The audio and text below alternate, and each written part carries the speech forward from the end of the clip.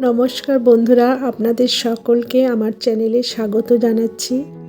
আজকের গল্পটি একটু অন্য ধরনের, তবে চলুন শোনা যাক সেই গল্পটি।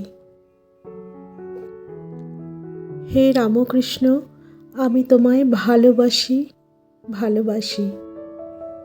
এই কথাটি একজন মানুষের অন্তরে নিঃশব্দে কম্পন অনুভূত করেছিল।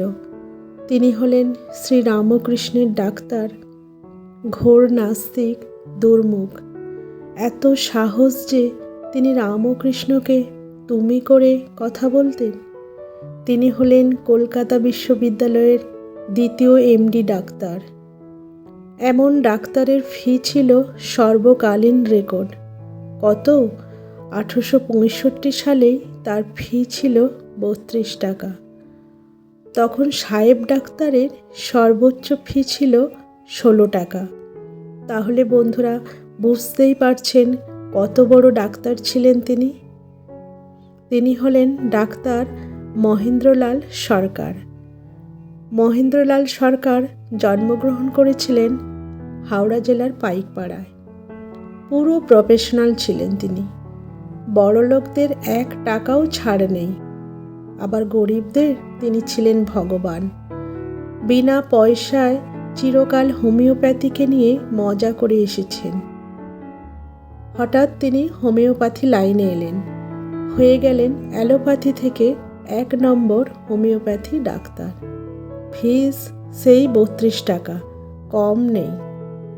এবার ঘটল মহেন্দ্রলাল সরকারের জীবনে সেই যুগান্তকারী ঘটনা। অনেক টাকা কড়ি, নাম, সুখ্যাতি তো হলো তার এই জীবনে, তবুও কেন তার জীবন পূর্ণতা পেল না? একদিন কাশীপুর থেকে আচমকা ডাক এলো। শ্রী রামকৃষ্ণের তখন কর্কট রোগ ধরা পড়েছে। মহেন্দ্রলাল সরকার কল পেয়ে ছুটে এলেন। এসেই রোগীকে চোটপাট, ঠাকুরের বিছানায় শটান হয়ে বসে পড়ে তুমি করে ধমকাতে লাগলেন। তুমি নাকি আজকাল পরমহংসগিরি করছো। চারপাশে তখন দাঁড়িয়ে আছেন আগামী দিনের বিখ্যাত সব শ্রী রামকৃষ্ণের ভক্ত ও শিষ্য।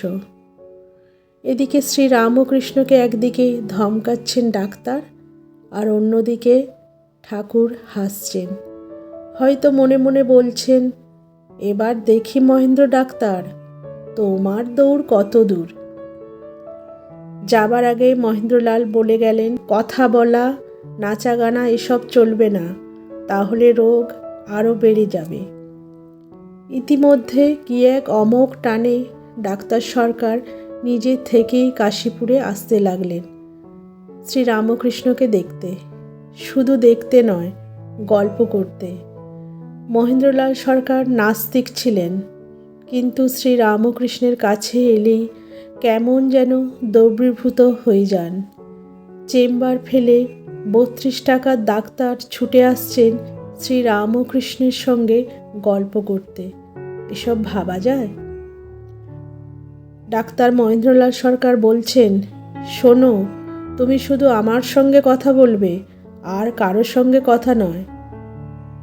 অথচ কোনো ধর্মের কথা একবারও কেউ বলছেন না, না ঠাকুর না ডাক্তার।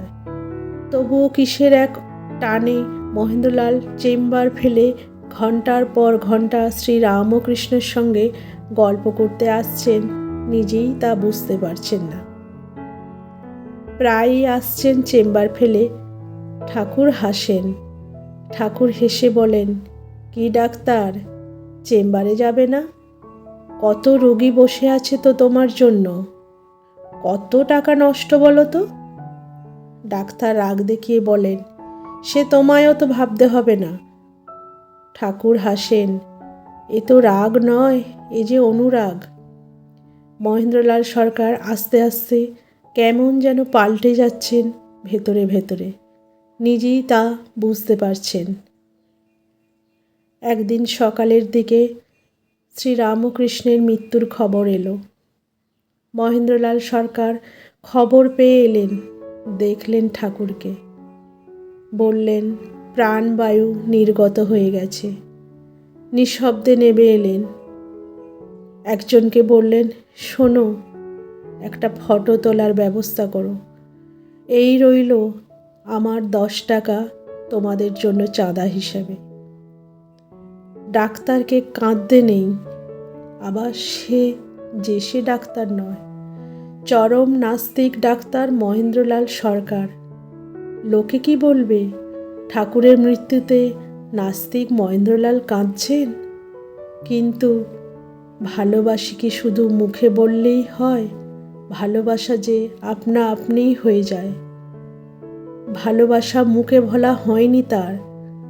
ঠাকুরকে কোনো সময়ই বলতে পারেননি তিনি, ঠাকুর আমি তোমাকে ভালোবাসি। শুধু তার হৃদয় জেনেছিল। নাস্তিক মহেন্দ্রলাল সরকারের হৃদয় শুধু বলেছিল, হে রামকৃষ্ণ, আমি তোমায় ভালোবাসি। আমি নাস্তিক, কিন্তু আমি যে মানুষ চিনেছি, তুমি মানুষটা একেবারে যে খাঁটি। মহেন্দ্রলাল সরকার তারপর নিচে চলে গেলেন নিঃশব্দে। আজ তার নিজের একটা ওষুধ চাই।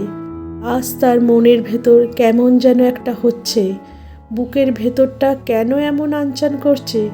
ঠাকুরের এই মৃত্যুতে তার ভিতরে একটা টানাপোড়েন চলছে। 32 টাকার ডাক্তারকে এই কলকাতা শহরে কে এমন ডাক্তার আছে যে তার বুকের ব্যথা জুড়ানোর ওষুধ দেবে? এখন শুধু নরেনের গাওয়া গান তার মনে পড়ছে, জুড়াতে চাই, ব্যথা জুড়াতে চাই, কোথায় জুড়াই? আজ মহেন্দ্রলাল সরকারের মৃত্যুদিনে গভীর শ্রদ্ধা রইল ওনার প্রতি। তো বন্ধুরা, ঠাকুরের সাথে ডাক্তারের এই যে অমোঘ ভালোবাসার টান, সেটাই আজকে আমি আপনাদের সামনে নিবেদন করলাম। যদি গল্পটা ভালো লাগে তাহলে চ্যানেলটিকে সাবস্ক্রাইব করবেন আর আমার পাশে থাকবেন। ততদিনের জন্যে আপনারা সকলে সুস্থ থাকুন, ভালো থাকুন। ঠাকুর মার স্বামীজির আশীর্বাদ আপনাদের ওপর সর্বদা বর্ষিত হোক, এই প্রার্থনা করি। নমস্কার।